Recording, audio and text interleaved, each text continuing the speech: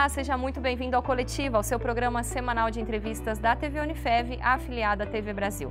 Estamos entrando então no mês de novembro e, como não poderia deixar de ser, o nosso tema hoje é Novembro Azul. Vamos falar sobre a conscientização do exame preventivo ao câncer de próstata e falar um pouco sobre essa doença que atinge 1 a cada 6 homens no Brasil. Então, para falar com a gente sobre isso, nós convidamos aqui o médico urologista Dr. Robson Manfredi. Dr. Robson, seja muito bem-vindo, muito obrigada pela sua participação aqui hoje para a gente falar um pouco sobre Novembro Azul e a doença câncer de próstata. É um prazer enorme poder falar com vocês, é um prazer enorme poder colaborar todos os anos com essa campanha fantástica desenvolvida pela Sociedade Brasileira de Urologia há mais de 15 anos. E o que a gente puder esclarecer e do que a gente puder incentivar os homens a realmente fazerem esse exame, a gente vai estar sempre à disposição. E o que o senhor acha sobre esse mês específico, Novembro Azul, para discutir a doença? O senhor acha que realmente traz resultados?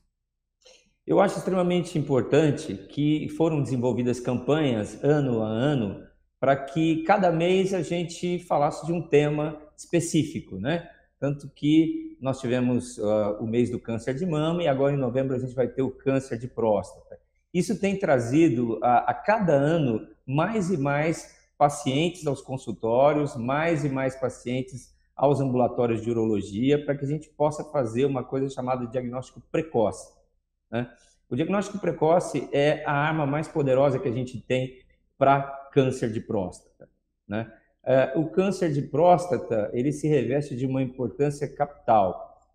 Se a gente for acompanhar as estatísticas mundiais de câncer de próstata, a gente sabe que é o câncer mais prevalente nos homens com mais de 50 anos. E ele perde, se a gente for computar todos os cânceres em geral, ele perde somente para o câncer de pele. Eu estou falando dos cânceres de pele que não são aquele mais grave, que é o melanoma, né? Então, assim, a prevalência do câncer de próstata é muito alta, né? De acordo com estatísticas americanas, 1 em cada 6 homens vai desenvolver câncer de próstata ao longo da vida, né? A boa notícia é que de cada um paciente desses aí, nós vamos ter assim, um homem em cada 35 que vai acabar falecendo de câncer de próstata. Os outros 34 vão ser curados. Então, assim, é extremamente importante que a gente se atente a essa estatística para saber que a chance de um homem acima de 50 anos ter um câncer de próstata, infelizmente, é altíssima. A gente precisa falar sobre isso e é o que a gente vai fazer aqui hoje na TV Unifev com o programa Coletiva. Nós vamos passar aqui com o Dr. Robson Manfredi sobre formas de prevenção, públicos de risco, tratamentos. Então, continue com a gente que o programa está bem interessante. Doutor, os mitos e brincadeiras em torno do assunto que a gente sabe que não são poucos, né? O senhor acha que isso atrapalha o diagnóstico para a doença? Demais. Olha, a sociedade como um todo evoluiu muito, né? A gente tinha, há muito tempo atrás, né, questão de 20 anos, mitos muito mais arraigados, uma coisa assim, muito mais complexa. O homem tinha muito mais dificuldade de vir ao consultório para fazer exame de próstata, né? Mas as campanhas, elas têm modificado um pouco esse mito, né? E hoje se tornou uma gozação até sadia, se você quer saber. Eu tenho uma boa parte de pacientes que vêm ao consultório e fazem questão de contar ou no trabalho, ou em casa, olha, estou indo lá para fazer exame de próstata. Aí eles chegam aqui e é uma brincadeira só, e assim, isso mudou muito, né? Deixar o assunto mais leve, né, doutor? Deixar o assunto mais leve, né, mais simples. Sim, eu acho que a sociedade como um todo evoluiu, né? Esses mitos de homossexualidade, isso tem mudado muito, né? Isso tem facilitado muito os exames de próstata. Porque o latino-americano, né, o brasileiro que é latino-americano, ele tem aquele, né, viés de ser machão, né, e de que não, aqui não, ninguém põe a mão, né? Mas isso, graças a Deus, tem mudado muito. E uma das aliadas mais importantes para isso, por incrível que pareça, são as esposas dos meus pacientes. Porque a maioria deles chega aqui no consultório e diz assim: olha, doutor, estou aqui porque minha esposa pediu que eu viesse. Se eu não viesse, estava complicado em casa, né? Então, assim, os mitos existem, mas eu acho que atualmente está se tornando uma brincadeira mais sadia e engraçada do que qualquer mito mais sério que impeça o homem de vir aqui. Com certeza. Eu acho que é isso mesmo que a gente falou, é desmistificar, né? Falar um pouco mais sobre o assunto e deixar a coisa mais simples e mais fácil. O Novembro Azul ajuda muito nesse sentido. Agora, doutor, me conta, por conta da pandemia, você observou uma queda na procura por consultas e exames preventivos nesse período? Sim, houve uma queda, principalmente porque a grande maioria dos homens que acabam me procurando são acima de 50 anos, às vezes 60, 70 anos, e eles têm uma certa comorbidade, né? E muitos deles tiveram um certo receio de comparecer ao consultório ou aos postos de saúde. Nós tivemos bastante falta lá no ambulatório médico de especialidades que a gente trabalha, né? Mas ultimamente, isso já está praticamente normalizado. Mas eu posso dizer para você que no ápice da pandemia, em março, foi bem complicado mesmo. Houve uma queda muito grande na procura por exames preventivos, né? Agora, em novembro, que as campanhas entram em vigor, eu acho que, como a gente está com a Covid muito baixa, eu espero que realmente tenha uma procura muito grande para a gente poder fazer esse diagnóstico, né? Esperamos. No AMI a gente atende em torno mais ou menos de 80 pacientes especificamente para câncer de próstata por mês, né? Fora aqueles que procuram durante a semana, mas nós temos uma campanha aos sábados, né? E toda a nossa região participa. E houve assim, uma pequena abstinência mesmo de frequentar isso no começo, mas atualmente está normalizado já. Esses exames, então, eles estão disponíveis na rede pública de saúde, né, doutor?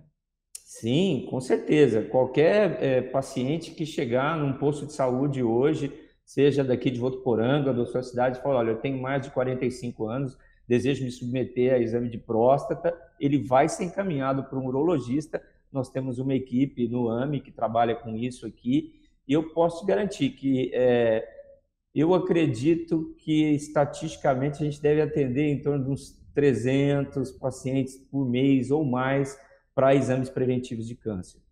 Nós estamos falando sobre números, né? No começo a gente disse que 1 a cada 6 homens pode ser diagnosticado com a doença. Esse número é considerado alto pela classe médica, doutor? Sim, é considerado alto, né? Tem uma outra estatística que diz que a cada 7 minutos no mundo se faz um diagnóstico de câncer de próstata, né? Se você for considerar o mundo inteiro, né?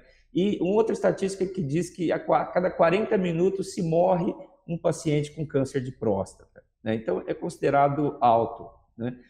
O que a gente vê agora, graças a Deus, é que essa estatística está mudando lentamente porque as mortes estão reduzindo, né? O que nós pegávamos muito antes era um câncer de próstata muito avançado. Hoje, com os exames periódicos anuais, a gente tem pego câncer de próstata em estágio bem inicial e a gente tem conseguido a cura desses pacientes, graças a Deus, na quase grande totalidade, né? Então, essa estatística está mudando lentamente, graças a Deus. Eu ia te perguntar justamente sobre isso, porque o câncer de mama, que a gente já falou aqui no programa também, se ele detectado antes, é quase 90%, né, de cura, as chances. Para o câncer de próstata também? Sim, sim. A cura do câncer de próstata, quando detectada precocemente, é acima de 90%, né? A menos que seja uma variedade extremamente agressiva, né, que o paciente tenha mais comorbidades, né? Mas o tratamento ele é extremamente eficaz, né? Então é aí que está a grande importância, né, do diagnóstico precoce. Isso é extremamente importante. Com certeza. Agora me conta, doutor, é o que eu falo. Vamos começar pelo começo. Conta pra gente o que é o câncer de próstata, como ele pode ser definido? Então, o câncer, na verdade, é um crescimento anormal de células, né? Você tem as células que vão se proliferando em qualquer tecido, seja no fígado, seja no rim, no baço, qualquer lugar, né? De repente, uma dessas célulazinhas aí fica maluca e começa a se proliferar de forma muito absurda, né? Ela é uma célula muito forte, muito mais forte do que as células normais, que têm um tempo de vida em que a célula nasce, se desenvolve e morre, né? As células cancerígenas, elas têm uma possibilidade de autoduplicação muito grande e elas começam a se duplicar e elas vão aumentar ali naquele tecido, vão tomar todo o tecido, vão sair para fora desse tecido, eventualmente para fora da próstata, e depois elas vão atingir a corrente sanguínea. Atingindo a corrente sanguínea, elas vão atingir alguns órgãos-alvos, né? No caso do câncer de próstata, os primeiros locais em que isso pode ser afetado são os ossos, principalmente os ossos da pelve, né? Então, assim, como o câncer de próstata tem uma peculiaridade muito grande, que é um desenvolvimento muito lento, a gente sabe que no espaço de 6 meses ou 1 ano em que ele apareceu e que não foi detectado, mesmo assim ele não passou para fora da próstata. E a gente consegue fazer um tratamento localizado na próstata, seja uma cirurgia, seja uma radioterapia, e a gente consegue eliminar o câncer ali, né? Por quê? Porque dos cânceres, apesar de ele ser muito prevalente, ele é um câncer que tem uma duplicação, graças a Deus, extremamente lenta. Mas esse Entendeu? Desenvolvimento que o senhor comentou que ele é lento, ele é comum em todos os homens ou varia de acordo com o perfil? Não depende do homem em si, mas depende principalmente do tipo de câncer, né? A gente tem todos os cânceres, nós temos cânceres de próstata com uma agressividade maior e outros com uma agressividade menor. A gente tem um estadiamento desses cânceres. Em qualquer órgão tem um estadiamento. Então, a maioria dos cânceres de próstata diagnosticados tem um estadiamento, vamos dizer assim, em graus mais leves, não são graus de duplicação muito rápida. Mas é claro, a gente sempre tem um ou outro caso que vai ter uma duplicação bem maior e bem mais violenta do que a gente está acostumado a ver, né? Mas, assim, a grande maioria são de duplicação lenta, né? E quais são as consequências de um diagnóstico tardio, doutor? O grande problema do diagnóstico tardio é que a gente não consegue eliminar completamente o câncer, né? Ele, dali da próstata, ele atinge a cápsula prostática, né? As estruturas ao lado da próstata, e dessas estruturas ele acaba atingindo o sangue, atinge os ossos, vai atingir outros tecidos, às vezes vai para o cérebro, para o fígado, né? Aí nós vamos ter as famosas metástases, né? Hoje nós temos métodos de controlar um pouco essas metástases também, né? Nós temos medicações capazes de segurar um pouco o crescimento. Só que passou para fora da próstata, via de regra, a gente não consegue curar definitivamente esse câncer. A gente consegue dar uma sobrevida hoje com várias medicações, com várias estratégias de tratamento, mas a gente não consegue curar definitivamente, né? Se a gente tiver, por exemplo, um acometimento dos ossos, eu já tive pacientes que fizeram diagnóstico tardio, por exemplo, tiveram uma fratura de coluna e não conseguiram andar, ficaram paraplégicos.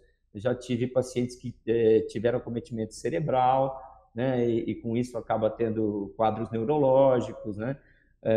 Então, assim, o diagnóstico tardio, realmente, ele é para um tratamento paliativo mesmo, tá? A gente pode fazer o tratamento, deve fazer, porque a gente consegue uma sobrevida muito longa até. Né? Se o paciente tiver até acima de 75, 80 anos de idade, a gente consegue uma sobrevida longa, assim, acima de 5 anos de idade, de sobrevida ou até mais. Tá? Fica então mais uma vez esse alerta para que você de casa que esteja nos assistindo, né? Lembre o marido, lembre o irmão, lembre o pai da importância do exame preventivo do câncer de próstata. Doutor, conta pra gente, quais são os principais fatores de risco da doença? O fator mais importante ligado à doença é a hereditariedade, né? A gente sabe que todos os homens que têm um familiar, isso sempre por parte de pai, entenda isso, né? O gene da próstata, ele é do lado masculino. Então, se você tem um tio, um primo, o avô da parte de mãe que teve câncer de próstata, isso não passa no teu gene, né? Mas se você tiver um familiar, pai, irmão, né, de primeiro grau, avô ou tio, você tem uma chance maior do que a população em geral. De 4 a 8 vezes maior do que a população em geral de desenvolver um câncer de próstata, dependendo do teu parentesco, né? Se você tem mais de um parente, se você tem o pai, por exemplo, tá? Um irmão que é mais próximo, a chance é maior, né? Foram veiculados várias outras hipóteses, né? Algumas até ligadas à alimentação, né? A gente sabe que, em geral, a alimentação rica em gordura poliinsaturada, ela tende a ter uma maior chance de desenvolvimento de câncer, né? Nos homens, isso também não é diferente para o câncer de próstata, tá? Lembrando também que a obesidade em si, né, e a circunferência abdominal, ela aumenta a chance de câncer em geral, né, no organismo, não só de câncer de próstata, né? Mas especificamente, a gente não tem assim um outro fator que foi descoberto, seja alimentar, a não ser aqueles que eu falei, ou seja, assim, de uma exposição ocupacional, ou alguma coisa que possa ser responsável pelo aparecimento de câncer de próstata, né? Doutor, pode continuar. Eu gostaria de dizer que é o seguinte, né? Existem muitos homens que têm a próstata aumentada de volume, e eles nos procuram sempre, né? É muito comum que a próstata aumente depois dos 40 anos de idade. Uma próstata tem em torno de 25 a 30 gramas, é do tamanho de um limãozinho, mais ou menos, e ela vai aumentar de volume. Com o passar dos anos, isso é uma coisa comum na maioria dos homens, né? Muitos homens acreditam que o aumento da próstata predispõe ao aparecimento de câncer, né? Isso não existe. Uma próstata de volume normal, como uma próstata de 30, 40, 50 ou 60 gramas, estatisticamente tem a mesma chance de ter um câncer, né? Outra coisa são as infecções de próstata. Existem homens que têm prostatite, nos procuram muito aqui. Nossa, doutor, eu tive uma prostatite, daqui a pouco vai aparecer um câncer. A prostatite também não predispõe ao aparecimento de câncer de próstata, né? Então, assim,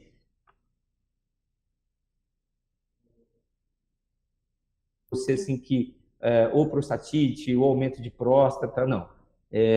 O câncer de próstata é uma área da próstata que começa a se proliferar, um nódulozinho, um carocinho muito pequeno, e isso não se relaciona com o aumento e nem com infecção prostática. Bom, câncer de próstata, ele pode ser considerado uma doença apenas de pessoas idosas ou isso é um mito? Quanto mais avançada a idade, maior a chance de câncer de próstata, né? Existem pesquisas que mostram que se todo homem vivesse até os 100 anos de idade, 80% deles, se fizer uma biópsia de próstata, vai encontrar alguma alteração maligna de próstata, tá? Então, assim, é uma doença realmente eminentemente ligada à idade. Quanto mais a idade, maior o risco, né? Agora, abaixo de 45 anos de idade, esse fator ele se reduz muito, né? Então, baseado no screening que a Sociedade Americana de Urologia faz, né, a Sociedade Brasileira de Urologia também resolveu reduzir essa idade, aumentar a idade para o screening de câncer de próstata, porque um screening populacional em pessoas de 40 a 45 anos de idade pegaria uma porcentagem extremamente pequena de pacientes com câncer, né? E isso não se justificaria como política de saúde, tá? Então, a Sociedade Brasileira define que todo homem, a partir dos 50 anos de idade, impreterivelmente tem que fazer o exame. E naqueles que tiverem algum sintoma, que tiverem algum familiar que teve câncer de próstata, esse sim deve se submeter a exames a partir dos 45 anos de idade. E isso anual, doutor? Anual. Anual. Na prática, a bem da verdade aqui, a gente recebe pacientes com 40, 42, 43 anos de idade aqui, querendo fazer exames de próstata, porque isso é possível, né? Apesar de ser muito infrequente, mas é possível, né? E assim, a gente às vezes acaba falando nas campanhas, passou dos 40, você tem que fazer exame, porque o brasileiro é assim, você falou 40, ele vem aos 45, você falou 45, ele vem aos 50, você falou 50, ele vem aos 60. Então, assim, a gente às vezes tem que pegar um pouquinho no pé e falar o seguinte, olha, vem aos 40, viu? Doutor, agora, mito ou verdade? Homens da raça negra, eles têm mais risco de desenvolver a doença? Sim, os homens da raça negra têm uma chance maior de desenvolver a doença, né? Isso aí é uma pesquisa americana, ela foi transposta para o Brasil, né? Os africanos brasileiros e nos Estados Unidos eles têm uma origem em comum, né? Então deu para transpor essa pesquisa para o Brasil, né? E eles têm realmente uma chance maior, né?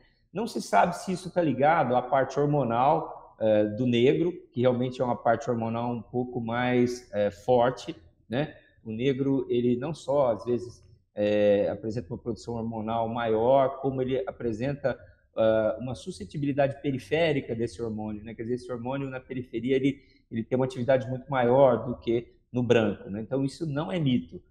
Os negros, eles, a partir dos 45 anos, também eles têm que nos procurar. Esses têm que ser mais precoces também. Outra dúvida também relacionada aí a mito ou verdade. Quem anda mais a cavalo ou pratica mais ciclismo, essas pessoas, esses homens, eles têm mais chances de desenvolver a doença? Isso é uma coisa que tem acontecido muito aqui no consultório, né? Cavalo, realmente, a gente tem pouca gente que está andando de cavalo ultimamente, né? O homem está mais urbano. Mas, nos últimos anos, inclusive com a pandemia, o boom de bike, né? E aqui está um deles que começou a andar de bicicleta no começo do ano passado e está curtindo pacas, né? Então, aparece uma quantidade enorme de pacientes aqui, falam, doutor, puxa, eu posso continuar andando de bicicleta? E câncer de próstata, como é que fica, né? Realmente, nós não temos nenhuma pesquisa que mostre isso, né? Isso provavelmente também é uma inverdade, né? Mesmo que venham surgir pesquisas que mostrem o contrário, eu acredito que não, porque realmente não tem relação alguma, né? O que acontece é uma confusão muito comum, né? Existe um exame de sangue chamado PSA, né? E o PSA, se você fizer uma massagem prostática, se você tiver uma relação sexual, se você fizer um toque na próstata, né? Ou andar de bicicleta, cavalo, você pode, massageando a próstata, aumentar os níveis dessa substância no sangue. E quando você fizer um exame, você vai ter um resultado alterado, um falso resultado, né? Mas o aumento do PSA no sangue é só por causa dessa massagem. Isso não significa maior chance de câncer de próstata. Tanto é que, se a gente faz um exame desse e está alterado, é óbvio que a gente pede para repetir, né? Então, existe essa confusão. Mas eu vou deixar bem claro aqui que podem andar de bike, que não vai aumentar o risco de chance de câncer de próstata. Então, tá bom, fica o recado aí. Votuporanga realmente está gostando muito, né, dessa prática. Agora me conta, doutor, é possível, a gente falou sobre fatores de risco, mas é possível falar sobre prevenção ao câncer de próstata? É possível evitar o câncer de próstata? Você falou sobre alimentos também. O que é possível ser feito? Sim. Vamos dizer em geral, tá? Porque especificamente do câncer de próstata a gente tem pouca coisa, né? Mas, em geral, claro, né? Diminuir a ingestão de alimentos gordurosos e praticar uma alimentação mais saudável, né? Rica em frutas, vegetais, verduras, tá certo? Existe uma substância chamada licopeno. Desde há mais de 15 anos, o licopeno tem sido veiculado, o consumo dessa substância tem sido veiculada à redução da chance de câncer de próstata. O licopeno está presente em grande quantidade em frutas vermelhas, mas principalmente no tomate, né? E aí muita gente vem aqui no consultório e diz assim, doutor, como tomate todo dia, porque eu já ouvi falar que tomate previne câncer de próstata, né? O grande problema é que o licopeno ele só pode ser absorvido no organismo se o tomate estiver cozido. Então, somente molho de tomate é que pode fazer com que você tenha uma absorção maior de licopeno, né? E também nós não temos ainda assim uma definição exata da quantidade de molho de tomate que você tem que comer por dia, né? Para poder reduzir essa chance de câncer de próstata, tá? Mas guardem isso, né? Em tese, né, o molho de tomate ou tomate cozido tem uma substância chamada licopeno que tende a reduzir a chance de câncer de próstata. Tem uma segunda coisa não menos importante. Estima-se que a atividade sexual ou a ejaculação, né, existe uma pesquisa realizada por um grupo da Austrália há uns 5, 6 anos atrás, né, e que está tentando ser reproduzida em outros lugares. E essa pesquisa na Austrália diz o seguinte, que o homem, mesmo depois de uma idade mais avançada, se continuar tendo uma ejaculação, seja por coito, seja por masturbação, ele reduz a chance de câncer de próstata, né? Porque você vai estar... Quem produz o líquido seminal, que é o líquido que é ejaculado, 90% desse volume, ao contrário do que as pessoas pensam, que vem do testículo, né? O testículo, na verdade, vem uma gota do testículo esquerdo, uma gota do testículo direito, que é responsável pela fecundação. Mas a maior parte desse líquido é produzido pela próstata, né? Então, você exercitar a próstata para que você ejacule com uma certa frequência aí, semanal, diária, eventual, você vai estar cuidando da saúde da tua próstata, tá? Isso causou até uma série de brincadeiras, né? Na época que o Jô Soares tinha o programa 11h30, foi um médico extremamente conceituado, que é o Dr. Miguel Zirugi, e ele foi questionado se masturbação realmente era uma coisa que prevenia câncer de próstata, né? E foi uma gozação em geral, entendeu? Mas é saudável. É o que a gente falou. Vamos falar mais sobre tudo isso, não é, doutor? Para desmistificar realmente. Agora, me conta uma coisa. Muito se fala que o câncer é uma doença silenciosa. O câncer de próstata, ele dá sinais mesmo antes de fazer os exames? Essa pergunta é uma pergunta muito boa e ela vem ao encontro do que a gente precisa falar para vocês que estão ouvindo a gente aí. Homens ou mulheres que estão assistindo a entrevista, que vão falar para os seus homens, né? Muita gente chega no consultório, doutor, estou vindo aqui, mas não estou sentindo nada, né?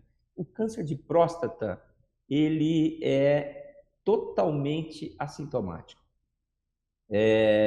As pessoas que têm dificuldade para urinar, esforço, queimação, ardência para urinar, ou às vezes até tem um sangramento urinário, né? Muita gente confunde, acha que sangramento nas fezes, porque a próstata fica ali numa região que a gente faz o toque, né, que engloba o ânus, eles vão achar que isso são sintomas de câncer de próstata. Não, gente.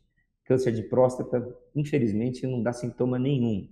Ele é um silent killer, vamos dizer assim, né? Ele é um matador silencioso, porque você só vai ter sintoma em estágios extremamente avançados. Se a tua próstata estiver muito afetada, depois de muitos anos, com essa próstata fechando o canal da urina, ou então quando isso for para os ossos e você tiver sintomas ósseos, com dores, com fraturas nos ossos, né? Então, assim, realmente é assintomático. Aí a importância de se fazer exames mesmo sem sintomas.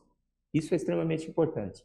Tá, joia. Vamos agora falar então sobre tratamento. Como é feito o tratamento e quais são os graus de gravidade da doença, né? Os níveis de gravidade, porque a gente sabe que o tratamento está relacionado a isso também, né, doutor? Sim.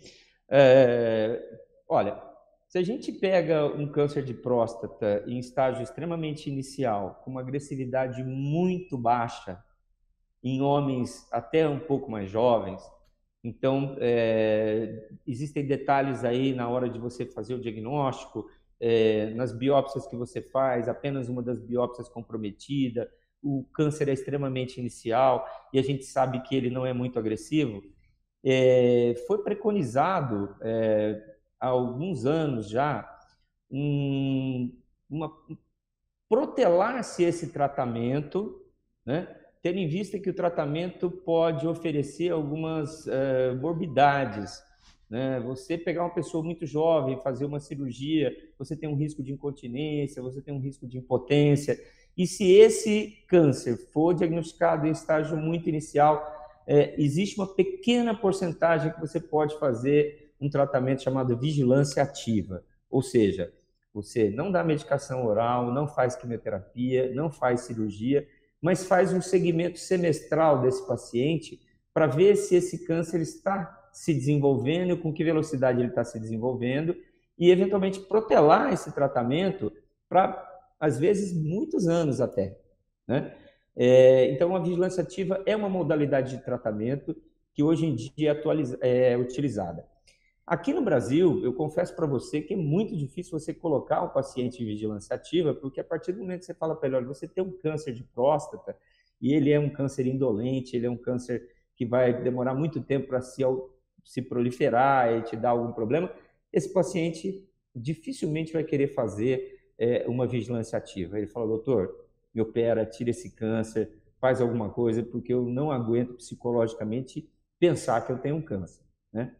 Bom, dito isso, nós vamos pegar as outras modalidades de tratamento, tá certo? A grande maioria dos cânceres de próstata são curados com cirurgia. A cirurgia é a primeira escolha para tratamento de câncer de próstata. Os radioterapeutas vão dizer que a primeira escolha é a radioterapia, né? Eles vão puxar um pouquinho a sardinha para a brasa deles, mas, na verdade, a gente sabe que a cirurgia ela tem um pouco mais de resolutibilidade do que a radioterapia, né? E se você fizer uma cirurgia, não conseguiu acabar com o câncer de próstata, depois você pode fazer uma radioterapia. Ao contrário, isso não é possível. Se você fizer uma radioterapia, depois você não pode voltar para fazer uma cirurgia, né? Então, a cirurgia ela é curativa na grande maioria dos pacientes, né? Em estágios iniciais, mais de 90% dos pacientes são curados com a cirurgia, né? Inicialmente, a cirurgia a céu aberto, que é aquela convencional, que é cortada, né? Você corta a barriga, vai lá, tira a próstata. Hoje, evoluiu para a videolaparoscopia, onde você faz 3 furinhos ali, 4 furinhos na barriga, né? Isso dá menos dor, menos problema de pós-operatório, né? E mais recentemente, a cirurgia robótica, né? Cirurgia robótica nada mais é do que uma cirurgia por laparoscopia, com os furinhos na barriga, só que são acoplados aos braços, os braços de um robô são acoplados a essas pinças, e a destreza manual do procedimento cirúrgico e a ampliação do campo visual do médico em 3D é como se ele estivesse entrando com o rosto ali, olhando a próstata a uns 10 centímetros, aos 5 centímetros ali de proximidade, e conseguisse manipular esses equipamentos de uma forma extremamente eficaz, né? Para você ter uma ideia, as pinças de microcirurgia de robô são realmente delicadas demais, e o robô ele tem a capacidade de fazer uma cirurgia mais limpa, com uma preservação melhor da parte sexual, né? Sem uma lesão menor dos nervos que vão para a ereção, né? E preservar eventualmente também mais a parte de continência urinária, né? Então, a modalidade de cirurgia aberta, a modalidade de videolaparoscopia, que é excelente também, nos dá também um campo de visão fantástico, e mais recentemente a cirurgia robótica, né? Desde setembro do ano passado, nós estamos com um robô, né, que é o Da Vinci, na Beneficência Portuguesa aqui em Rio Preto, e a gente tem feito cirurgias robóticas lá com uma equipe boa, inclusive um colega do Hospital de Câncer de Barretos que nos auxilia e é o nosso proctor lá, e tem evoluído muito. Eu acho que o futuro está nas nossas mãos, com certeza. Bom, a gente praticamente vai continuar. É isso. Desculpa, doutor, pode falar. Não, e tem a radioterapia, ok? Sim. Você pode fazer uma radioterapia também, se você não quiser fazer a cirurgia, né? Você pode fazer uma radioterapia, ou dependendo da idade, às vezes compensa mais você fazer uma radioterapia do que fazer uma cirurgia, né?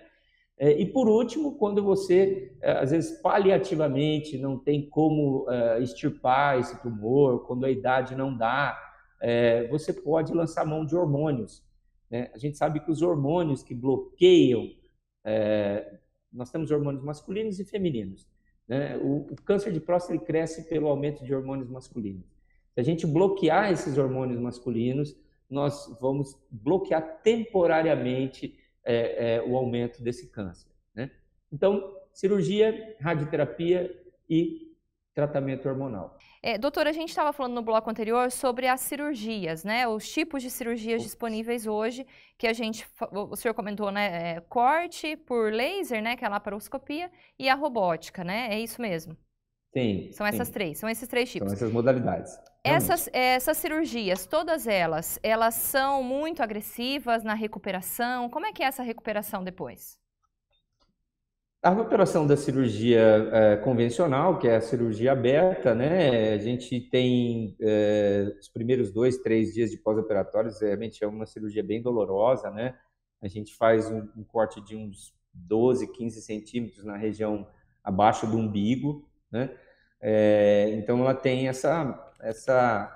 esse problema de ser um pouco mais dolorida, né? A gente tira os pontos em 15 dias, e o paciente às vezes tem uma recuperação muito lenta, fica com sonda também uns 15 dias.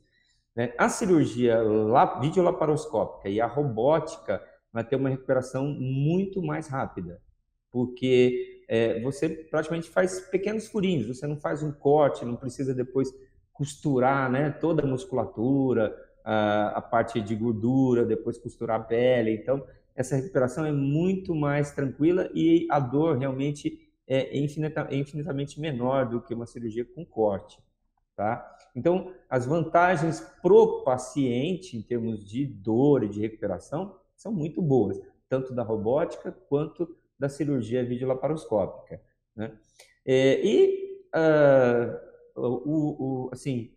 O diferencial tanto da laparoscópica quanto da robótica é de você ter um campo de visão muito mais privilegiado, de você poder fazer uma microcirurgia preservando áreas da próstata, extraprostáticas, fora da próstata, que não precisam ser operadas, né? Tentando preservar mais a potência sexual, tentando preservar mais a continência urinária, né? Que é o fato de segurar a urina depois da cirurgia, né? São esses os diferenciais principais. A rede municipal de saúde hoje oferece apenas a cirurgia por corte, é isso? Ela cobre? Não, a rede convencional oferece os 3 tipos de cirurgia, dependendo do lugar onde você está. Por exemplo, aqui em Votuporanga, nós não somos credenciados para nenhuma dessas 3 cirurgias. A Santa Casa daqui não tem credenciamento para tratamento oncológico, então nós não conseguimos fazer pelo SUS essas cirurgias, né? Em São José do Rio Preto, a cirurgia convencional, que é com corte, ela é feita, e a cirurgia por laparoscopia, que são feitas com os furinhos, ela também é feita no hospital de base, né? Já há bastante tempo, pelos pacientes de SUS a gente encaminha para lá, né? Ou para Jales, Barretos, né? E agora, em Jales e em Barretos, nós temos robôs. Então, muitos pacientes são encaminhados para lá para se submeterem à cirurgia robótica. Claro que existe uma quantidade muito grande de pacientes e lá eles são selecionados, alguns para cirurgia robótica, outros para cirurgia convencional, outros para cirurgia laparoscópica, né? Mas a rede pública no Brasil oferece as 3 cirurgias. E como funciona essa seleção, doutora? De acordo com o grau da doença? Sim, depende provavelmente da idade, do grau, né? E da quantidade de pacientes que tem para ser operados, né? Se você tem muito paciente para ser operado, o robô tem um custo e o custo é muito elevado, realmente, não é um custo baixo, né? Então, existe um ônus muito grande para a instituição que tem o robô, né? Então, o Hospital do Amor tem o robô e então ele tem uma quantidade de cirurgias que ele pode fazer por mês. Uhum. Né? Não pode fazer mais do que isso. Então, você não vai esperar, por exemplo, 6 meses para ser operado. Então, se não está disponível o robô, você vai fazer laparoscópico ou vai fazer aberto. Os resultados, eles se sobrepõem, né? Com algumas diferenças que eu já citei, mas o importante é extirpar esse tumor. E o câncer de próstata, ele tem risco de reincidir mesmo com a cirurgia? Ele tem risco de não ter sido curado totalmente, né? Se você tirou toda a próstata, mas ficou eventualmente uma célula ali fora da próstata, que escapou para fora da próstata, ela vai crescer, porque como eu falei agora para vocês, é uma célula muito violenta, ela é totalmente maluca, ela vai se proliferar. Então, depois que você faz a cirurgia, você faz um exame de PSA, que o PSA é um exame que detecta a presença de câncer ou não. E se esse PSA estiver zerado ou próximo do zero, tudo bem. Se ele começar a subir, significa que provavelmente ficou uma célula ali ainda, ou algumas células que vão proliferar, né? Aí você pode lançar mão de outras estratégias. Por exemplo, se você fez uma cirurgia e ainda não conseguiu acabar totalmente com o câncer, você vai fazer uma radioterapia a seguir, né? E eventualmente um tratamento por hormônio, né? Para você ir protelando, ou você tentando eliminar definitivamente o câncer, né? Então, assim, existe a recidiva precoce, que é isso, né? E a recidiva tardia, que é muito menos frequente, também pode acontecer. Mas, assim, a partir do momento que zerou seu PSA e que você está no pós-operatório, você percebeu que você eliminou, então provavelmente é cura mesmo. É possível, doutor, reverter os efeitos colaterais caso ocorram, né? Existem muitas dúvidas nesse sentido, né? O que muda na vida do homem depois da cirurgia? Antigamente a impotência sexual era uma coisa muito frequente, né? A gente podia dizer que mais de 50%, 60% dos homens submetidos à cirurgia para câncer de próstata acabavam tendo um grau maior ou menor de impotência sexual, né? Com o advento da cirurgia videolaparoscópica, da cirurgia robótica, a preservação dessa potência sexual aumentou. Mas mesmo assim a gente tem um certo grau de impotência às vezes, né? Isso pode ser tratado normalmente, às vezes, com medicações que a gente tem hoje de ação rápida, né? Que vieram no mercado há uns 15 anos aí, né? Vou dar exemplo, por exemplo, Viagra, né? Viagra, Cialis, vários, Sildenafil, Tadalafil, né? Isso funciona, às vezes, muito bem em pacientes que foram submetidos à cirurgia de câncer de próstata e têm algum grau de impotência, né? Se isso não for suficiente, a gente pode lançar mão de prótese peniana, né? Hoje as próteses penianas também são muito boas, uma cirurgia relativamente simples de se fazer, né? Se você não funcionou depois da cirurgia de câncer de próstata, não funcionou o tratamento, às vezes, com Viagra, alguma coisa assim, você pode colocar uma prótese peniana, né? E nós temos também o tratamento que são as medicações intracavernosas. Essas são famosas, são muito antigas também, né? Existem medicações que você injeta, né, com uma agulhinha pequena dessas de insulina do lado do pênis, né, um pouco antes da relação, e essas drogas elas promovem uma ereção do pênis, uma ereção artificial de boa qualidade, tá? Então, assim, mesmo que a pessoa venha ficar com déficit de potência, a gente tem muita coisa para fazer no pós-operatório. O importante, em primeiro lugar, é curar, depois ir atrás disso, né? É isso mesmo, a vida em primeiro lugar, né, doutor? Com certeza, né? A incontinência urinária, que é a perda de urina, ela ocorre muito menos frequente, né? Um grau muito menor. Mas se ocorrer, a gente pode fazer uma fisioterapia, a gente pode lançar mão de fisioterapia. Hoje as fisioterapeutas estão muito bem nesse quesito e têm conseguido, assim, muito bom resultado com pacientes, às vezes, que tiveram incontinência, né? E, em último caso, existem os esfíncteres artificiais, né? Que são implantes que a gente coloca para fechar a uretra e não deixar vazar a urina, vamos dizer assim, né? Cirurgia um pouco mais de exceção, mas existe, né? Ou seja, dá para a gente remediar todas as consequências ruins de uma cirurgia de câncer de próstata. Qual a tua orientação, doutor, para as esposas em que os maridos passam pelo tratamento? Compreensão, em primeiro lugar, né? Se bem que elas são muito compreensivas, né?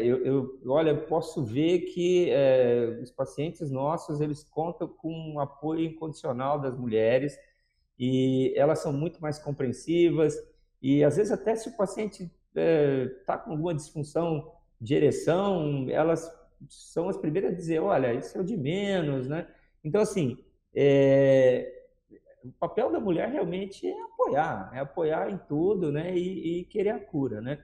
E o papel do paciente que se submete à cirurgia, ele é muito importante, porque a gente sabe que o pensamento positivo, a pessoa que vai para uma cirurgia já com assim, uma boa perspectiva, que vai assim, tranquila, ela geralmente evolui melhor, né? Os pacientes que têm um estresse maior, que geralmente colocam algum empecilho, esses pacientes às vezes podem dar mais problemas. Isso é uma coisa, assim, por experiência posso dizer para você. Tá? É muito interessante isso mesmo, porque a gente tem falado com vários médicos aqui durante a coletiva, em várias situações diferentes, sobre doenças diferentes, sobre tratamentos diferentes, e todos eles dizem a mesma coisa. A positividade, a fé, a esperança, a forma de lidar com a doença faz toda a diferença, né, doutor? Muito bom. Extremamente importante, né? Existem pesquisadores americanos que foram além disso, né?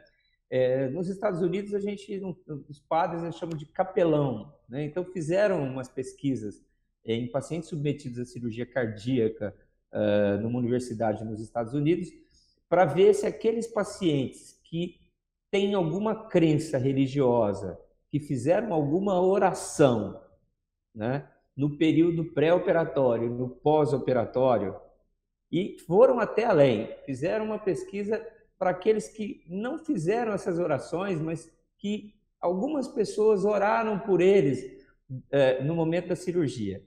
E me parece que essa pesquisa realmente mostrou que aqueles pacientes que tiveram algum apoio espiritual evoluíram melhor do que aqueles que não tiveram crença nenhuma ou que não rezaram. Veja bem, isso eu li a respeito disso, vocês podem procurar, depois eu tenho a bibliografia, né? Eu não sei se isso foi reproduzido em outros lugares, né? Mas lá no fundo eu acredito que isso seja uma grande verdade. O auxílio psicológico, o senhor recomenda em alguns casos? Sim, eu acho que sim, né? A gente utiliza muito pouco, né? Mas se for necessário, claro, você vai pedir um auxílio de um psicólogo, né? Para ajudar, aí uma psicoterapia familiar, com certeza. Mas a gente utiliza muito pouco. Tá certo, doutor. Olha, eu agradeço demais a sua presença aqui hoje, a sua participação, né, online aí com a gente, no Coletiva da TV Unifev, sobre um tema super interessante. Eu tenho certeza que a gente vai conseguir colaborar aí muito com as famílias que estão nos assistindo. Muito obrigada, doutor Robson. Com certeza. Eu só queria dar um último aviso a todos os homens, né, que a partir dos 45 anos realmente se submetam ao exame de próstata, tá? O toque é uma coisa simples, não demora mais do que 10 segundos, não é doloroso do jeito que muita gente fala, tá certo? E é simples, você vai ficar com a consciência tranquila, nós também, e nós vamos conseguir fazer um diagnóstico precoce, se ele existir, e tratar você. Então, homem acima de 45 anos de idade, venham ao consultório, ao posto de saúde, aproveitem o Novembro Azul, que a gente vai estar à disposição. Tá certo, fica então esse recado super importante, a prevenção ainda é o melhor remédio. Você aí de casa pega no pé do marido, pega no pé do irmão, vamos trazer todo mundo para essa prevenção muito importante mesmo. Doutor, muito obrigada, um abraço aqui da Rádio da TV Unifev, obrigado pela sua colaboração. Agradeço muito a oportunidade, vou estar sempre à disposição. Tá certo, até a próxima então, doutor. É isso então, muito obrigada pela sua companhia. O Coletiva de hoje fica por aqui com esse recado super importante. Cuide-se, cuide da sua família e previna-se. A gente volta na próxima semana então com um novo tema. Lembrando que a Unifev está com as inscrições abertas do seu vestibular 2022. Até a próxima!